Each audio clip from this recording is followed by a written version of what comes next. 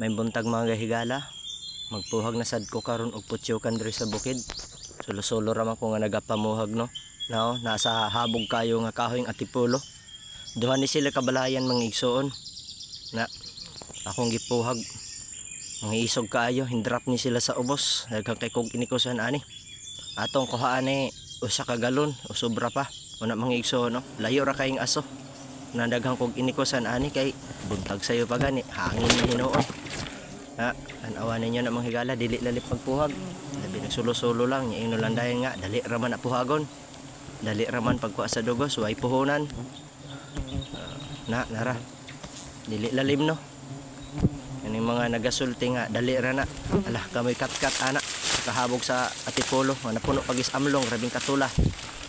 Dili lalim na mga higala oh. Na, hindi kinabuhi sa mga magpupuhag.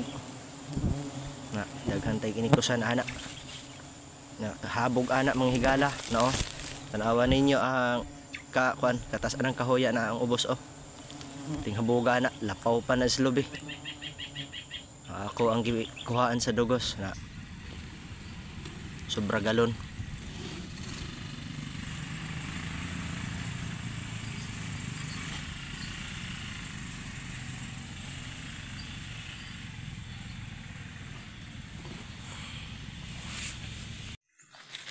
Kapoy kayo pamuhag putyukan mga higala. Bisan unsa ka kapoy enjoy man, bisag solo-solo lang ta kay basta may makuha ta nga dugos. Bisag unsa kahabog sa kahoy katkato na ako na mga higala no kay anad naman lang ta ni ani kay basta dugos lagi bililhon kayo na laliman ka nagmagpalit ni ana mga higala pilay kantidad. Una nga maningkamot gid kog saka bisan pag unsa kahabog sa kahoy basta matansya na ako nga may dugos sa putyukan na nampinakan pa gano nang hubag ako liog namurot numilit pa mga tangka sa buong pinakan kay perting isuga sa putyukan labi na gid kay hindrap sa ubos. Noon ako nang gikitanaw karon ganina tanaw mga estimate na kung usa ka galon usa man gid ini ka galon atong kuha mga higala.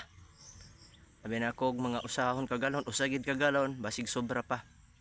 Kay sa duha ka balayan dagko man sila uluhan pero usa wala na ako video ha kay grabe ging isuga. Di kaya. Lisod kani wa tay dashcam. Nya wala tay kauban nga naga-video. Cellphone ra tong gamit. No? Mani oh, tong kuha oh. Nay.